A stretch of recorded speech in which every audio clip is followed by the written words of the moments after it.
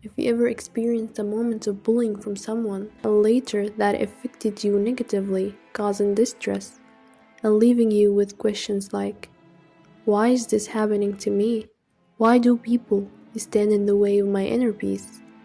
Then, when the situation ends, or that person is no longer a part of your life, and there is no rival to disturb you or to pressure you, you might think your life will be better. Perhaps it will, but not always.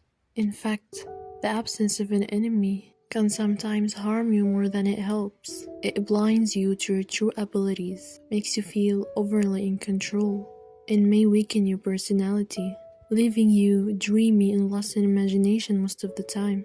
Having someone as a rival pushes us forward, driven by the desire to surpass them or to break free from their influence. It reveals our hidden strength and allows us to develop it.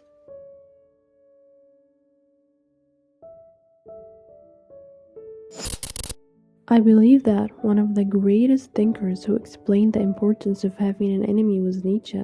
In his book, Thus Spoke Zarathustra, he said, "You shall be those whose eyes ever seek for an enemy, for your enemy is your neighbor, and your enemy you shall see your best friend." It means that having an enemy will allow us to self-growth.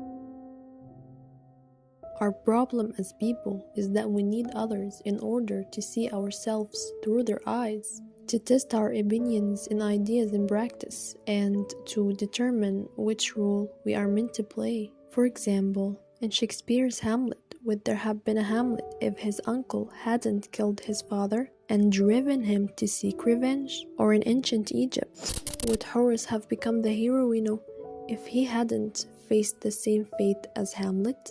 The answer is simply no. Both characters needed a driving force that moved them forward, pain and conflict that awakened their strength when they felt harmed.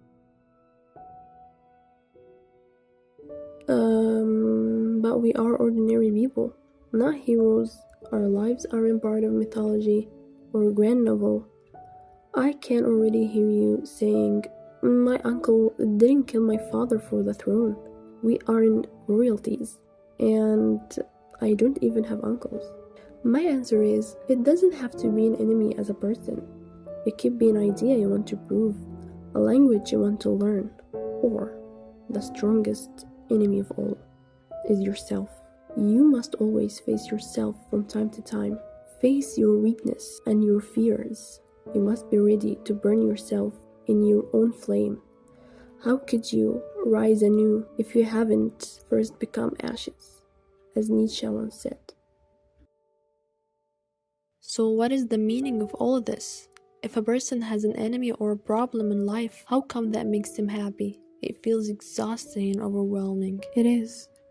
But people are constantly searching for meaning in what they do. As Viktor Frankl wrote in Man's Search for Meaning, man's main concern is not to gain pleasure or to avoid pain, but rather to see meaning in life. So what does this have to do with conflicts or rivals?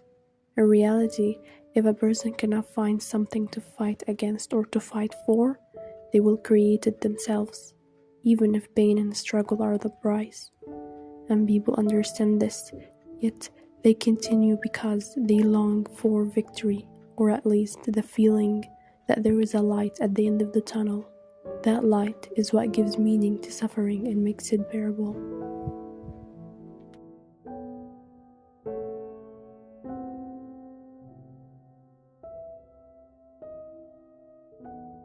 Since people are obsessed with finding meanings in their lives, there is another idea that has always occupied my mind.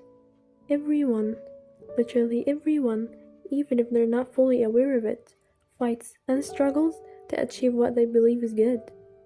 Isn't it true that in movies and novels we often see two characters in conflict, one is representing good, and the other one is representing evil? We naturally sympathize with the hero. But is there really such a thing as an absolute good and absolute evil? In reality, it is relative, depending on perspective. One of the characters and one of the best artwork that expressed that directly was the Joker in The Dark Knight. In one scene he said, "I am not a monster. I'm just ahead of the curve. From his point of view, society itself is hypocritical. In the very first disaster they faced, they were ready to tear each other apart. He was trying to prove something, despite all the harm he caused. From his point of view, it's just a mirror to reflect their dirtiness. His only aim was to prove nihilism, and corruption is the true nature of people. Now that we understand good and evil are relative and depend on perspective, did you know that good always needs evil in order to exist? In ancient Egypt, Seth was considered a chaotic and evil figure. He killed his brother Osiris, who represented justice, and entered into a conflict with Horus, Osiris' son, who symbolized order. Yet, Seth also defended the cosmic balance in his own way. It is believed that, in the Egyptian mythology, every night the solar boat carried the sun so it could rise again the next day.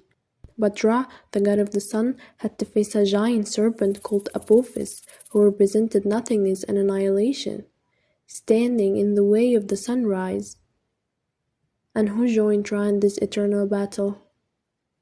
Seth was the only one strong enough to fight against annihilation and allow the sun to rise each morning. In the dark night, this idea that good and evil complete each other appeared directly in the scene. Why do you want to kill me? I don't want to kill you. What would I do without you? Go back to ripping off mob dealers? No. You complete me. You're a guard. From now on, if somebody bullies you, speak up for yourself and stop avoiding conflicts. So, at the end of this video, I just want to say, never stop fighting for something you truly believe in. Face it, fail, and rise again. That is the very nature of life. I wish you a day full of struggles and enemies. Ciao!